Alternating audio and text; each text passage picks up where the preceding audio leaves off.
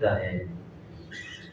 سب سے بڑا مسئلہ تو یہ آتا ہے کہ یہ دین کی بات ہے وہ اللہ کے لیے کہی جاتی ہے اور اللہ کے لیے سنی جاتی ہے، اور جو بات جتنی بڑی ہوتی ہے اس کے بارے میں احتیاط بھی اتنی اونچی ہوتی ہے۔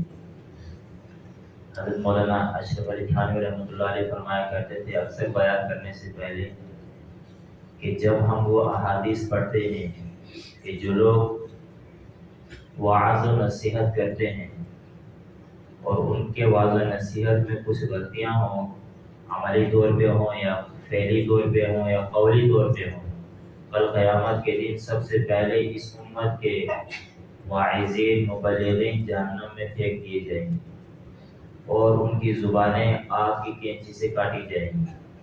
ایک دو باتیں غلط کہتے تھے، اگر کہتے تھے تو ان پر خود عمل نہیں کرتے تھے، اس لیے وہ کہا کرتے تھے کہ اگر پھر دوسری طرف سے یہ ذمہ داری نہ ہوتی کہ علماء کے اوپر یہ فرض ہے کہ ہر ایک پیغام اللہ اور اس کے رسول کا امت تک پہنچانا لازم ہے، اگر اس طرح سے یہ بھی دیکھیں تو اگر اس پر پکڑ نہ ہوتی تو میں کیا بڑے بڑے علماء کبھی بھی اسٹیج پہ کھڑے ہو کر تقریر نہ کرتے، وہ اپنی زندگی سنوارتے، نیچے بیٹھ کے اپنی تسبیحات اور اپنے معمولات اور اپنے حقوق کو اللہ کے سامنے پیش کرتے اور زندگی گزار کے چلے جاتے۔ لیکن اس سے بڑی ذمہ داری یہ ہے کہ جو تم پر علم پہنچتا ہے دوسروں تک پہنچاؤ، عمل کرنا اور نہ کرنا یہ ان کا اور اللہ کا معاملہ ہے۔ تو اس لیے سب سے بڑی بات یہ ہے کہ انسان جو بات سنتا ہے اس نیت سے سنے کہ عمل کریں گے تاکہ اللہ رب العزت اس کا نفع ہر ایک کو پہنچائے گا۔ تو معاشرے میں بگاڑ اکثر و بیشتر بہت ساری چیزوں کی وجوہات سے آتا ہے، لیکن اللہ کے نبی صلی اللہ علیہ وسلم نے امت محمدیہ تک پورے مکمل دین کو پہنچایا ہے۔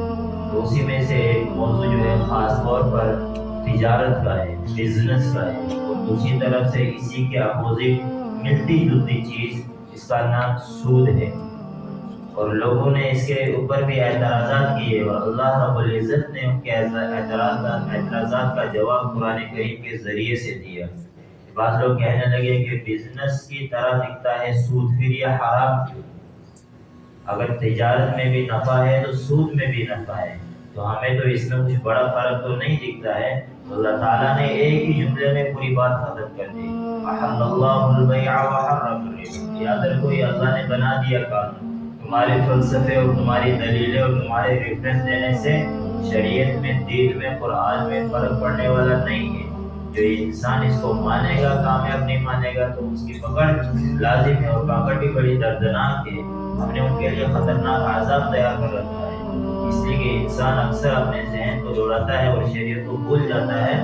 اللہ نے صاف کہہ دیا وَأَحَلَّ اللَّهُ الْبَيْعَ وَحَرَّمَ الرِّبَا، اس کے بعد جو اس کو کرے گا تو وہ اللہ کے دائرے میں آئے گا، جو نہیں کرے گا وہ اس کے باہر ہے۔ سیدھی بات ہے۔ تو معاشرے میں سب سے بڑی چیز یہ ہے کہ سود کی جو بیماری ہے یہ شروع سے ہی چلتی آ رہی ہے، بلکہ پہلی قوموں میں بھی یہ بیماری عام تھی، اور سود کو حرام اللہ رب العزت نے اس لیے کیا ہے، بہت ساری چیزوں کو اللہ تعالیٰ نے حکمتاً حرام کیا ہے، جس کے ذریعے سے معاشرے میں بگاڑ آتا تھا۔ بظاہر بگاڑ نہیں دکھتا تھا، لیکن اس کے اثرات ایسے آتے تھے کہ انسانیت ختم ہو جاتی تھی۔ اسی طریقے سے اللہ رب العزت نے سود کو حرام اس لیے کیا ہے، حکمتیں تو بہت ساری ہیں، لیکن سب سے بڑی چیز یہ ہے کہ اس کے ذریعے سے ظلم وجود میں آتا ہے۔ سود کا دوسرا نام کہا جائے تو وہ ظلم ہے، کہ ایک انسان دوسرے انسان کے حق کو بغیر نفع کے چھین لیتا ہے، یہ سود کا دوسرا نام ہے۔ اور اللہ کے نبی صلی اللہ علیہ وسلم نے کہا کہ سود لینے والا اور سود دینے والا دونوں جہنمی ہیں، اور دونوں پر اللہ کی لعنت ہے۔ لعن اللہ آکل الربا والموکلین، سود کھانے والے پر بھی اللہ کی لعنت ہے، اور سود دینے والے، کھلانے والے پر بھی اللہ کی لعنت ہے۔ اس میں بہت سارے آگے جو ہے علماء کرام کی وجوہات ہیں، اور بہت سارے، ایک حدیث پاک کا مفہوم بتاتا ہوں کہ اللہ کے نبی صلی اللہ علیہ وسلم نے فرمایا قیامت کے قبل ایسا دور آئے گا کہ وہ عام اور خاص، یعنی کہ بڑے بڑے لوگ بھی سود کے مرض میں مبتلا ہو جائیں گے۔ اور اتنا ہی نہیں، جو شخص ہر طریقے سے بچنا چاہے گا، قیامت سے پہلے دجالی فتنوں میں انسان اتنا مبتلا ہو جائے گا کہ اگر سود نہ کھائے، کم سے کم سود کا جو دھواں ہوتا ہے نا، دخان جس کو بولتے ہیں، کم سے کم وہ اس کو ٹچ ہو جائے گا، اس کو وہ لگ جائے گا. تو اکثر مفسرین اور بڑے بڑے جو بھی واعظین ہیں وہ کہا کرتے ہیں کہ آج کا دور ایسا آ گیا ہے کہ ہمارا رزق، ہمارا کاروبار، ہماری ہر چیز اس طریقے سے باندھ دی گئی ہے دجالی فتنے میں کہ بغیر سود کے ہم جاب بھی نہیں کر سکتے، بغیر سود کے ہم اپنا کاروبار بھی نہیں چلا سکتے، بغیر سود کے ہم اپنی دولت بھی سیو نہیں کر سکتے، چاہے وہ بینک کے ذریعے سے ہو، چاہے وہ فائنانس کے ذریعے سے ہو، یا اگر قانون ایسا بن جائے گا حکومت کا، جس حکومت میں آپ رہ رہے ہو، کہ آپ مجبور ہو جائیں گے کہ آپ نے اپنا حق حاصل کرنا ہے، لیکن وہ طریقہ سودی ہوگا. کہا گیا کہ انسان نہیں چاہتا ہے لیکن قانون کے دائرے میں کرنا پڑ رہا ہے، تو یہ مانے آتے ہیں کہ اس کو سود کا دھواں جو ہے لگ گیا، وہ نہیں چاہتا ہے، وہ کرنا بھی نہیں چاہتا ہے، بھلے وہ بھوکا زندگی گزار لے، لیکن قانون ہے کہ آپ کو ایسا کرنا پڑے گا، تو اس کی زد میں آ رہا ہے. وہ ہے کہ انسان سود نہیں لینا چاہ رہا لیکن اس کا دھواں بھی اس کو کھائے جا رہا ہے. لیکن ایک سود ہے صریحاً سود، یعنی کہ سامنے صاف صاف دکھتا ہے، آدمی اس سے مبتلا ہے، اس کو کرنا چاہتا ہے اور اس سے محبت کرتا ہے. سب سے بڑی بات یہ ہے کہ شیطان حرام چیز کو انسان کے سامنے اتنی خوبصورت، اتنی لذیذ، اتنی مزیدار کر کے پیش کرتا ہے کہ انسان کو اس کی لالچ آ ہی جاتی ہے. لیکن مسئلہ صرف دین کا ہے کہ انسان کو ہر گناہ کرنے میں مزہ آتا ہے، اس کو لذت آتی ہے، لیکن شریعت روکتی ہے. جب وہ دین کے بارے میں سوچتا ہے تو پھر اس لذت کو بھی وہ چھوڑنے پر مجبور ہو جاتا ہے اللہ کی فرمانبرداری کی محبت میں. بس یہی بات ہے کہ دل کا تقویٰ ہے کہ اگر یہ بن گیا، اذا صلحت صلحت جسد کلو، اگر یہ دل کا جو ٹکڑا ہے یہ سدھر گیا، اصلاح ہو گئی، تو پورا جسم، اس کی آنکھ، اس کا کان، اس کا دماغ، اس کے ہاتھ، اس کے پیر صحیح ہو جائیں گے، تو صحیح چیز کو چوز کریں گے. وَإِذَا فَسَدَتْ فَسَدَ الْجَسَدُ كُلُّهُ، اور اگر یہ دل کا ٹکڑا بگاڑ میں آ گیا، بگڑ گیا، خراب ہو گیا، تو پھر اس کی ہر گناہ کی چیز اس کو بہائے گی، نیکی کی چیز کو سمجھ میں نہیں آئے گی. اور سب سے بڑی چیز اللہ تعالیٰ نے کہا کہ جب انسان اس کے مرض میں مبتلا ہوتا ہے تو اس کے اثرات اس کو دکھاتے ہیں. تو اس کو شروع سے اس رکوع کو پڑھتے ہیں تاکہ بات سمجھ میں آ جائے. اعوذ باللہ من الشیطان الرجیم. قال سبحانہ وتعالی الذین ينفقون اموالهم باللیل والنہار سرا وعلانیۃ فلهم اجرهم عند ربهم ولا خوف علیہم ولا هم يحزنون. یہ سورہ کی پہلی آیت ہے. سورہ کی جو آیت ہے والذین یأکلون الربا سے شروع ہوتی ہے، لیکن اللہ تعالیٰ اس کے شروع میں فرماتے ہیں کہ جو لوگ خرچ کرتے ہیں اپنے مال میں سے دن اور رات میں، باللیل والنہار سرا وعلانیۃ، چھپ کر اور ظاہر کر کر، یعنی کہ دکھا کر بھی صدقہ کرتے ہیں اور چوری چوری بھی صدقہ کرتے ہیں. اس میں بھی علماء اکرام نے حکمتیں بیان کی ہیں. یہ صدقہ ایک ایسی چیز ہے کہ اللہ کے نبی کی حدیث ہے کہ جب تم صدقہ دو تو ایسے دو کہ اگر دائیں ہاتھ سے صدقہ دیا ہے تو بائیں ہاتھ کو معلوم نہ پڑے کہ آپ نے کتنے پیسے دیے، کیا چیز دی، کس کو دی. اس طریقے سے دو، یعنی اتنا مؤثر ہو کر دو کہ آپ کے کسی دوست کو، کسی رشتہ دار کو، گھر والوں کو بھی پتہ نہ چلے کہ فلاں آدمی کو فلاں شخص نے مدد کی ہے. یہ اس کا اعلیٰ حق ہے. لیکن قرآن کریم نے کہا کہ سر و علانیہ، اور جب صدقہ کرتے ہیں اللہ کے بندے، اللہ کے چاہنے والے، وہ ظاہر بھی دکھا کر بھی کرتے ہیں. تو علماء کرام نے، مفسرین نے اس کی وجہ لکھی ہے کہ بعض مرتبہ عوام میں، امت میں اتنی کنجوسی آ جاتی ہے، اتنا بخل آ جاتا ہے کہ صدقہ دینے کا دل ہی نہیں کرتا. تب اللہ کے بندوں کو چاہیے کہ وہ لوگوں کو دکھا کر ظاہر کر کے صدقہ کریں کہ دیکھو ہم بھی اللہ کے راستے میں دے رہے ہیں، اللہ کے لیے. تم بھی دو گے تو شاید جو ہے اللہ تعالیٰ تم پر بھی رحم فرمائے گا.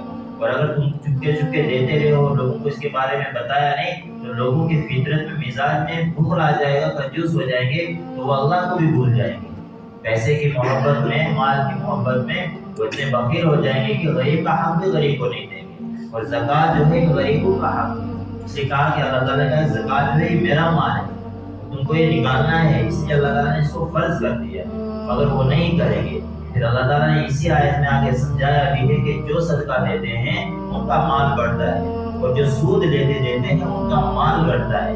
اس کی شکلیں بہت ساری ہو سکتی ہیں کہ انسان کو بظاہر دکھا کہ میں نے یہ کوئی 1000 ریال دیا، 2 مہینے کے بعد 1200 ریال لیے، 200 ریال کا نفع ہو رہا ہے، لیکن قرآن نے کہہ دیا کہ سود سے آپ کا مال گھٹے گا. یہاں پہ تو 1200 ریال مل رہا ہے. ممکن ہے کہ اللہ تعالیٰ نے اس کے اولاد میں اس کی فیملی میں ایسی بیماری مبتلا کر دی ہے کہ 1500 ریال خرچہ لگ گیا تو سود کس طریقے سے نکلتا ہے. بعض مرتبہ جو انتہا کر دیتا ہے ظلم کی، اللہ تعالیٰ جو ہے جان کے ذریعے سے تو اس میں جو ہے وصولی کرتے ہیں کہ ایسی بیماری میں مبتلا کرتے ہیں کہ موت کے علاوہ کچھ نظر نہیں آیا. تو سود کے بہت سارے جو ہے وبالات ہیں، نحوستیں ہیں، وہ ساری سامنے آئیں گی. لیکن سب سے بڑی بات ہے کہ انسان اس کو سمجھ لے.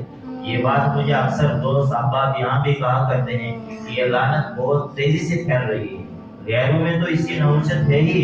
اپنے مسلمان لڑکے سود دیتے ہیں، سود لیتے ہیں، صاف صاف پیسوں کے شکل میں، صاف صاف دوسری چیزوں کی شکل میں. اور سود کی تو 4-5 جو شکلیں ہیں صاف صاف حدیث میں منع ہے کہ پیسے کے بدلے میں پیسہ کسی بھی قیمت پر جائز نہیں ہے. نفع کے ساتھ اگر آپ نے 10 ریال کسی کو دیے ہیں، 10 ریال ہی واپس لے سکتے ہیں. 10.5 ریال بھی لیے سارا پیسہ جو ہے نحوست میں، سارا پیسہ وبال میں، سارے پیسے پہ آپ نے عذاب نازل کر دیا.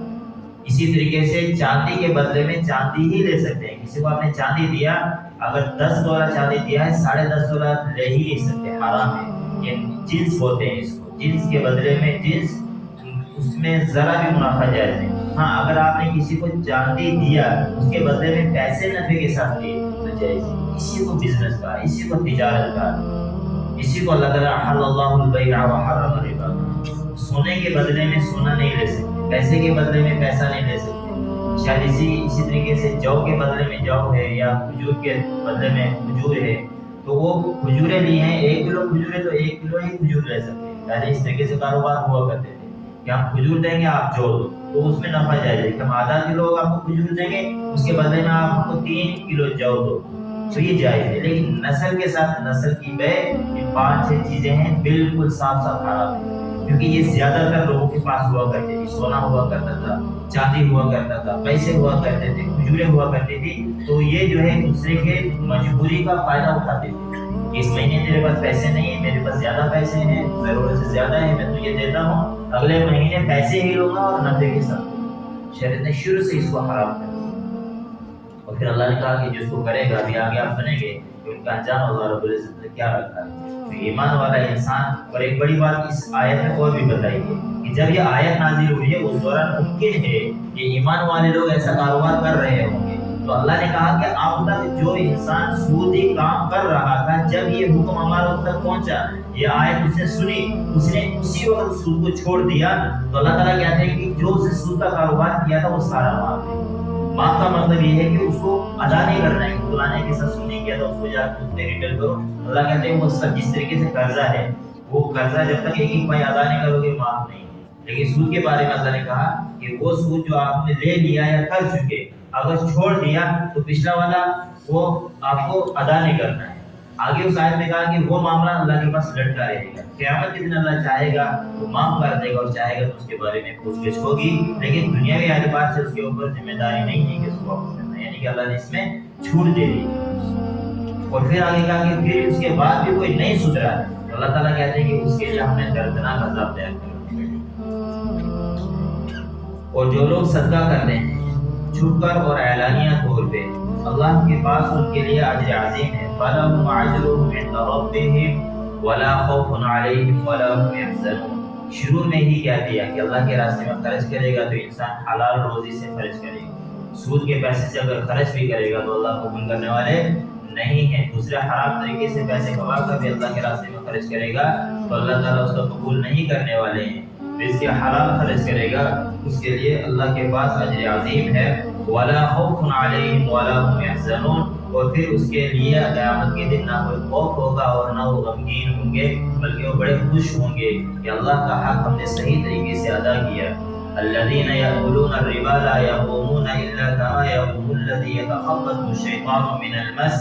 اور وہ لوگ جو ربا سود کھاتے ہیں وہ قیامت کے دن نہیں اٹھیں گے مگر ایسی شکل میں اٹھیں گے کہ ان کو گویا شیطان نے ان کو چھو کر پاگل کر دیا تھا، دیوانہ کر دیا تھا کہ ان کو حلال نظر ہی نہیں آتا تھا دنیا میں.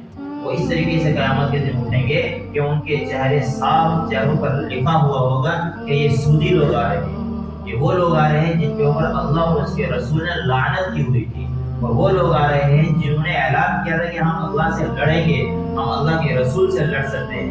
وہ لوگ قیامت کے دن ایسی شکل میں آئیں گے گویا کہ شیطان نے ان کو پاگل بنا دیا تھا۔ ذالک بانہم قالوا، اسی وجہ سے وہ لوگ کہا کرتے تھے انما البیع مثل الربا، یار کیا سود کہتے ہو، سود بھی تو تجارت سے نظر آتا ہے۔ یہ وہ لوگ تھے کہ وہ یہ دلیل کیا ہے کہ سود بات کو ٹال دیتے تھے اور سود کی دنیا میں مست رہا کرتے تھے۔ وَأَحَلَّ اللَّهُ الْبَيْعَ وَحَرَّمَ الرِّبَا، ان کی یہ دلیل کامیاب نہیں ہوگی، کیونکہ اللہ نے اعلان کر دیا کہ یہ میرا رول ہے، اس کو فالو کرنا ہے اگر آپ ایمان کے دائرے میں رہنا چاہتے ہو۔ کہ اللہ نے جو ہے سود کو حرام کر دیا اور تجارت کو حلال کر دیا۔ فَمَنْ جَاءَهُ مَوْعِظَةٌ مِّن رَّبِّهِ فَانتَهَىٰ، بس یاد رکھو جس کے پاس ہماری یہ نصیحت پہنچ گئی، ہمارا یہ اعلان پہنچ گیا، فَانتَهَىٰ فَلَهُ مَا سَلَفَ، اگر وہ پیچھے ہٹ گیا تو اس کے اوپر اس کی کوئی بھی ذمہ داری نہیں ہے۔ وَأَمْرُهُ إِلَى اللَّهِ، اور یہ معاملہ اللہ کے پاس ہے کہ جو تم نے کیا ہے اس کے بارے میں کیا کرنا ہے وہ اللہ کے پاس ہے۔ کل قیامت کے دن ممکن ہے اگر احساس سچے دل سے ہوا اور اس کے بعد نے خود بھی روکنے کی کوشش کی، دوسروں کو بھی روکا، غالب گمان یہ ہے کہ اللہ معاف کرے۔ اللہ تعالیٰ سزا کے مقابلے میں معاف کرنے کو ترجیح دیتے ہیں، اور یہ ساری نشانیاں معاف کرنے کی ہیں کہ اگر وہ چھوڑ دیتا ہے، توبہ کر دیتا ہے، اللہ کا وعدہ ہے کہ ایسوں کو اللہ تعالیٰ معاف کرتا ہے۔ وَأَمْرُهُ إِلَى اللَّهِ وَمَنْ عَادَ فَأُولَٰئِكَ أَصْحَابُ النَّارِ، اور جو واپس لوٹ گیا پھر سے سود کا کام کرنے لگا، یہ آیت سن کے، یہ پیغام سن کے کہ اللہ ناراض ہوتا ہے، اللہ نے منع کیا ہے، اللہ نے حرام کیا ہے، پھر بھی اس نے یہ کام کیا، وَمَنْ عَادَ فَأُولَٰئِكَ أَصْحَابُ النَّارِ، تو وہ اہل دوزخ میں سے ہے۔ یاد رکھو وہ شخص جس نے سودی کام کو سنا کیا، حرام ہے، اللہ نے منع کیا ہے، اس کے بعد بھی لالچ میں آ کے اسے سود کا کام کیا، اللہ کہتا ہے کہ وہ جہنمی لوگوں میں سے شامل ہو گیا، وہ دوزخ کے لوگوں میں سے شامل ہو گیا ہے۔ وَلَهُمْ فِيهَا خَالِدُونَ، ہمیشہ ہمیشہ جہنم میں رہے گا۔ گویا کہ اگر انسان اس پہ اڑ جائے اور یہ بات کہے کہ سود کو میں حرام نہیں مانتا، تو اس آیت سے معلوم ہوتا ہے کہ وہ ایمان کے دائرے سے باہر چلا گیا ہے، کیونکہ جہنم میں ہمیشہ ہمیشہ کون لوگ رہیں گے؟ جو کافر لوگ ہیں، جو دوسرے مذاہب سے اسلام کے دائرے کے علاوہ جو بھی مذہب سے تعلق رکھے گا، قرآن کے حکم کے حساب سے، قرآن کے رول کے حساب سے ہم فیہا خالدون، وہ ہمیشہ اس کے اندر رہے گا۔ تو اس میں قرآن نے تصدیق نہیں کی ہے کہ ایمان والے ہیں تو معاف کر دی جائیں گے، یہ جہنم میں جلا کے جنت میں ڈال دیے جائیں گے۔ اگر اس نے انکار کر دیا اس بات سے کہ میں اس سود کو حرام نہیں مانتا، تو وہ ایمان کے دائرے سے باہر ہے۔ تو قرآن کہتا ہے کہ ہم فیہا خالدون، اگر وہ اس حالت میں مر گیا تو قیامت کے دن ہمیشہ ہمیشہ وہ جہنم میں پڑا رہے گا۔ یمحق اللہ الربا ویربی الصدقات، اللہ تعالیٰ اعلان کرتے ہیں کہ یاد رکھو صدقے کے ذریعے سے مال بڑھتا ہے اور سود کے ذریعے سے مال گھٹتا ہے۔ یمحق اللہ الربا، اللہ نے سود کو گھٹا دیا، وَيُرْبِي الصَّدَقَاتِ، اور اللہ نے صدقات کو بڑھا دیا، جو بھی صدقہ دیتا ہے اللہ کا وعدہ ہے بڑھے گا۔ قرآن کی آیت ہے، وہ سننے والا ایمان والا ہے، وہ کہنے والے اللہ کے رسول ہیں، اور اس آیت کو آسمان سے زمین پر لانے والے حضرت جبرائیل ہیں۔ تو کیا یہ بات غلط ہو سکتی ہے کہ صدقے کے ذریعے سے مال گھٹے گا؟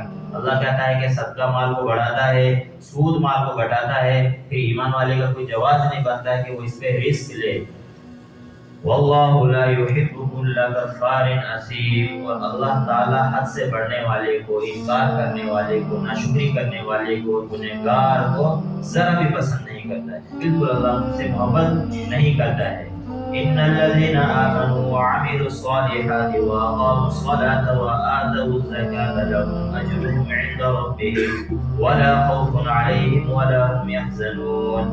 پچھلی آیت میں بھی اللہ نے یہ آیت کہی، ولا خوف علیہم ولا هم يحزنون، ولا خوف علیہم ولا هم يحزنون، اس لیے کہ انسان جب صدقہ دیتا ہے نا، تھوڑا سا دل میں کمزوری ایمان کی وجہ سے ڈر پیدا ہوتا ہے، یار یہ صدقہ دے رہا ہوں، ایسا جا رہا ہے تو میرا خرچہ ہو سکتا ہے گھٹ جائے، ہو سکتا ہے میں گھاٹے میں چلا جاؤں۔ اللہ کہتا ہے ڈرنے کی ضرورت نہیں ہے، ایمان والا نہیں ڈرے گا، اس لیے کہ اللہ کے بینک میں جمع کر رہا ہے، اور اللہ نے آج تک کسی کو گھٹا کر نہیں دیا۔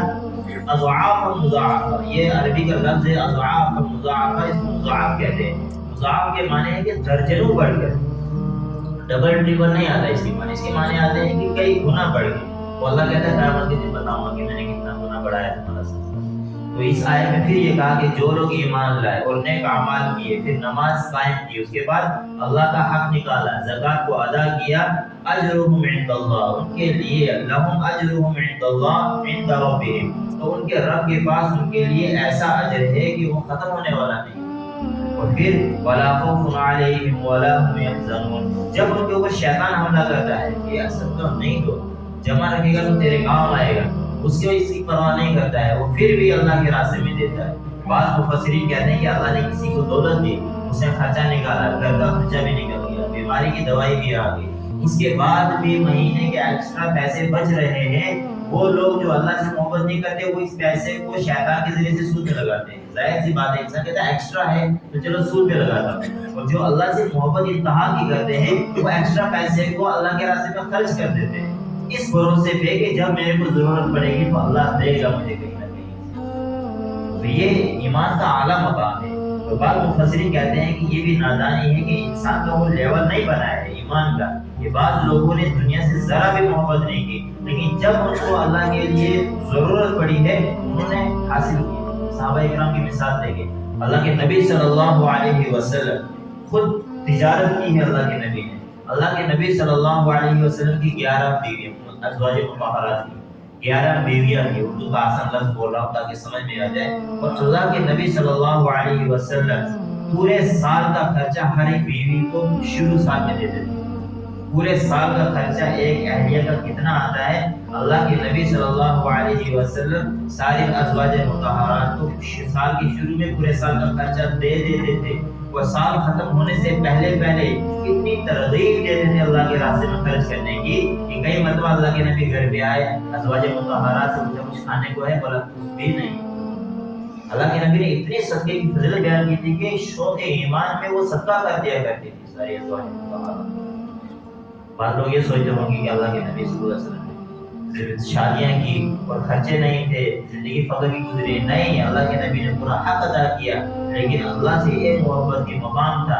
حضرت خدیجہ رضی اللہ تعالیٰ عنہ کے بارے میں آتا ہے کہ عرب کی سب سے مالدار عورت تھی، پورے جزیرۃ العرب کی، ابھی تو سعودی عرب کا چھوٹا سا ایک علاقہ بچ گیا ہے، اس میں ترکی آتا تھا، لبنان آتا تھا، سیریا آتا تھا، شام آتا تھا، یمن آتا تھا، قطر آتا تھا، اتنی کنٹریز آتی تھی، اس پورے علاقے میں سب سے مالدار عورت حضرت خدیجہ رضی اللہ تعالیٰ عنہ تھی۔ اور حضرت خدیجہ رضی اللہ تعالیٰ عنہ کون ہے اکثر کو معلوم نہیں۔ آج دنیا کی جو مشہور عورتیں ہیں جن کے بارے میں اللہ نے لعنت کی، ان کے سارے نام معلوم ہیں، ان کا کردار معلوم ہے، لیکن حضرت خدیجہ رضی اللہ تعالیٰ عنہ وہ عورت ہے جن کے بارے میں ہمیں تو ہر ایک کو علم ہونا چاہیے۔ یہ ایمان کا تقاضا ہے کہ سب سے پہلے ایمان لانے والی عورت حضرت خدیجہ رضی اللہ تعالیٰ عنہ ہے، اور یہ اللہ کے نبی صلی اللہ علیہ وسلم کی سب سے پہلی بیوی ہیں، سب سے پہلی ازواج مطہرات ہیں، یہ سب سے مالدار تھی، لیکن جب ان کا انتقال ہوا ہے تو کفن کے لیے بھی پیسے نہیں۔ اللہ کے نبی صلی اللہ علیہ وسلم کی اتنی مدد کی ہے، اللہ کے نبی صلی اللہ علیہ وسلم نے ان کے غم میں بہت رویا کہ اسلام کو ان کے ذریعے سے بہت نفع ہوا، سارا مال انہوں نے اللہ کے راستے میں خرچ کر دیا۔ اتنی مالدار عورت پورے عرب میں اتنا مالدار کوئی نہیں تھا۔ تو یہ اللہ کے راستے میں خرچ کرنے والوں کے لیے یہ ہے کہ ولا خوف علیہم ولا هم يحزنون، جب ان کو اللہ سے محبت ہو جاتی ہے تو دنیا کی کوئی بھی چیز ان کو خوف کے ذریعے سے ستا نہیں سکتی ہے، اور نہ وہ غمگین ہوں گے، نہ دنیا میں اور نہ آخرت میں۔ آخرت میں ان کا مقام ہے ماشاءاللہ کیا ہوگا، لیکن وہ دنیا میں بھی ذرا بھی غمگین نہیں ہوں گے۔ جب ان کو کوئی انسان یہ کہے گا کہ تم تو یار خالی ہو گئے، وہ کہے گا میرے ساتھ اللہ ہے، میں نے اللہ کے پاس جمع کیا ہے، وہ مجھے ضرورت کے ٹائم لوٹائے گا۔ یا ایھا الذین آمنوا اتقوا اللہ وذروا ما بقی من الربا ان کنتم مؤمنین، اور جو لوگ ایمان والے ہیں وہ اللہ سے ڈریں اس کے سودی کاروبار کے بارے میں، اس لیے کہ اللہ تعالیٰ جو اس کو پسند نہیں کرتا ہے، اور تم سمجھ جاؤ اس بات کو ان کنتم مؤمنین، اور اگر تم ایمان والے ہو فَإِن لَمْ تَفْعَلُوا فَأْذَنُوا بِحَرْبٍ مِّنَ اللَّهِ وَرَسُولِهِ۔ اتنی بات سننے کے بعد بھی کوئی انسان اگر اس کو کرتا ہے تو اللہ تعالیٰ کیا کہتے ہیں، فَإِن لَمْ تَفْعَلُوا فَأْذَنُوا بِحَرْبٍ مِّنَ اللَّهِ وَرَسُولِهِ۔ اس کے بعد بھی کوئی انسان یہ نہ کرے کہ جو اللہ نے کہا کہ ایسا کرو پھر بھی وہ نہ کرے، سود سے نہ رکے، اللہ کی نہ مانے، اللہ سے نہ ڈرے، تو اللہ تعالیٰ کہتے ہیں کہ فَأْذَنُوا بِحَرْبٍ مِّنَ اللَّهِ وَرَسُولِهِ۔ اس نے اعلان کر دیا کہ میں اللہ اور اس کے رسول سے لڑنے کے لیے تیار ہوں۔ صاف صاف یہ الفاظ کہہ رہے ہیں فَأَذَنُوا بِحَرْبٍ مِّنَ اللَّهِ وَرَسُولِهِ کہ اس نے اعلان جنگ کر دیا ہے اللہ سے لڑنے کا اور اللہ کے رسول صلی اللہ علیہ وسلم سے لڑنے کا. وَإِن تُبْدُوا فَلَكُمْ رُءُوسُ أَمْوَالِكُمْ لَا تَظْلِمُونَ وَلَا تُظْلَمُونَ. اور یقین مانو کہ جو شخص یہ سود کے کام سے رکتا ہے تو ان کے اوپر کل قیامت کے دن نہ ظلم کیا جائے گا اور نہ وہ ظلم کرتے تھے دنیا میں. یعنی کہ نہ وہ کسی کے اوپر ظلم کرتے ہیں اور نہ ان کے اوپر کوئی ظلم کیا جائے گا. میں نے شروع میں کہا کہ سود کا جو سب سے بڑا بگاڑ ہے اس سے یہ دکھتا ہے کہ ایک غریب امیر کے حق، ایک امیر غریب کے حق کو چھین رہا ہے. سود کا سب سے بڑا معاشرے میں بگاڑ یہ آ جاتا ہے کہ ایک انسان کا نقصان ہوتا ہے وہ دوسرے کا نفع ہی نفع ہوتا ہے اور اس کا نام تجارت نہیں ہے. تجارت اس چیز کا نام ہے کہ دونوں کا نفع ہوتا ہے. اب ایک انسان کو ہوتا ہے یار پیسے میں نفع دکھتا ہے. ایک آدمی نے موبائل خریدا تو موبائل کے ذریعے سے وہ اپنے مفاد کو حاصل کر رہا ہے، اس کے ذریعے سے وہ اپنے کاروبار کو بھی کر رہا ہے، اس کے ذریعے سے گھر والوں سے رابطہ بھی کر رہا ہے، اس کے ذریعے سے بہت سارے منافع کی چیزوں کو سیو بھی کر رہا ہے. کپڑے ہی مان لے مثال کے طور پہ، ایک انسان نے کپڑے خریدے، دوسرے انسان نے اس کے بدلے میں پیسے لیے تو پیسے تو دکھ رہا ہے کہ وہ کچھ بھی اس کے ذریعے سے خرید سکتا ہے، نفع دکھ رہا ہے. باقی مطلب کپڑا تو اس کا نقصان ہوا، کپڑا نقصان نہیں ہوا، کپڑے کے ذریعے سے اپنی جان کو محفوظ کر رہا ہے. مان لیتے ہیں ایک برف میں ایک انسان پیدا ہوا ہے، اس کی جان بچانے والی چیز کپڑا ہے. صاف صفائی سے نظر آئے گا کہ اگر وہ کپڑے نہیں پہنتا ہے تو ٹیمپریچر مائنس کی وجہ سے دھیرے دھیرے اس کا بلڈ جو ہے وہ جام ہو جائے گا اور مر جائے گا. اور گرم کپڑے پہنتا ہے اس کے ذریعے سے اس کی جان بچے گی اور محفوظ رہے گا. زندگی بہت قیمتی ہے تو اس نے پیسے دے کے کپڑے خریدے، نفع ہو رہا کہ نہیں ہو رہا؟ دکھ رہا ہے. ایک انسان بھوکا ہے، اس کے پاس پیسے ہیں، سونا ہے لیکن کھانے کے لیے اناج نہیں ہے، اس نے سونے کے ٹکڑے دیے یا پیسے دیے، اس کے ذریعے سے کھانا لیا، کھایا، پیٹ بھرا، زندہ رہا. نفع ہو رہا ہے کہ نہیں؟ تو یہ دونوں کی تجارت ہے کہ اسے کھانا دیا، اس کے بدلے میں پیسے دیے، اس کو پیسے ضرورت تھی تو نفع ہوا اس کو بھی اور اس کو بھی نفع ہوا. اب ایک انسان نے ایک سے پیسے لیے، 1000 ریال لیا تو دوسرے مہینے 1200 ریال لوٹا کے دے رہا ہے تو اس میں ایک کا برابر صاف صاف نفع ہو رہا ہے، دوسرے کا نقصان ہو رہا ہے. وقتی طور پہ اس نے اس سے پیسے لیے اور اس کے بعد جو ہے واپس پیسے ہی لوٹائے ہیں تو اس کا حق بنتا ہے کہ جتنے لیے اتنا ہی لوٹائے. اور لینے والے کا یہ حق بنتا ہے جتنے دیے تھے اتنے ہی واپس لے، زیادہ نہ لے. وہ الگ بات ہے کہ کچھ لوگ انعام کے بدلے میں دیتے ہیں لیکن کو کہنا پڑے گا کہ یہ میں اس لیے نہیں دے رہا کہ تمہارا حق بنتا ہے، بلکہ اس لیے دے رہا ہوں کہ اللہ نے مجھے اب اتنا دے دیا ہے کہ میں ہمدردی سے تم کو یہ الگ سے دیتا ہوں. علماء کرام کہتے ہیں کہ اگر پیسے اس طریقے سے دینے ہیں تو جب لوٹا رہے ہو قرضہ اس وقت نہ دو، کہ پہلے دے دو کہ یہ اس میں سے نہیں، قرضے میں سے یہ تو برابر لو، ضرورت کے ہے، قرضہ میں بعد میں ادا. تو یہ افضل طریقہ ہے تاکہ اس کے ذریعے سے میسج بھی پہنچے کہ ساتھ میں نہیں دیا. دیکھنے والا کہے گا کہ میرے سامنے تو 1000 ریال دیا تھا اور آج 1200 ریال دے رہا، مطلب سود دے رہا ہے. حالانکہ اس کی نیت بھی ایسی نہیں، نہ دینے والے کی نہ لینے والے کی، نہ اس کے بارے میں کوئی تذکرہ ہوا تھا، نہ اس کے بارے میں کوئی بات ہوئی تھی. تو یہاں پہ قرآن کریم کہہ رہا ہے کہ اگر اس کے بعد بھی تم جو ہے اس چیز سے نہیں رکتے تو اعلان جنگ اللہ کے ساتھ کر دیا. اور اگر وہ لوگ جو ہے اس چیز سے باز آ گئے ہیں تو یقیناً وہ ایسے لوگ ہیں کہ نہ وہ کسی پر ظلم کرتے ہیں نہ ان پر ظلم کیا جاتا ہے. وَإِنْ كَانَ ذُو عُسْرَةٍ فَنَظِرَةٌ إِلَىٰ مَيْسَرَةٍ وَأَن تَصَدَّقُوا خَيْرٌ لَكُمْ إِن كُنتُمْ تَعْلَمُونَ. اور آگے جو ہے پھر موضوع کو اللہ تعالیٰ نے بڑھا دیا ہے کہ اگر انسان جو ان چیزوں سے بچ جائے گا تو اللہ تعالیٰ اس کے ذریعے سے خیر کے کام لے گا، اور اگر انسان اس سے نہیں بچا اور اس سے باز نہ آیا تو اللہ تعالیٰ اس کے ذریعے سے جو ہے خیر کا کام نہیں لے گا اور وہ ایسے کام کر کے زندگی سے جائے گا کہ کل قیامت کے دن کامیابی سے ہاتھ دھو بیٹھے گا. اللہ کرے کہ مجھے بھی آپ کی بات سمجھ میں آ جائے اور اللہ تعالیٰ ایسے حرام کاموں سے ہماری زندگی کو محفوظ کرے اور جو چیزیں حلال ہیں اللہ تعالیٰ ہمیں ان میں زندگی گزارنے کی توفیق دے. وما علینا الا البلاغ.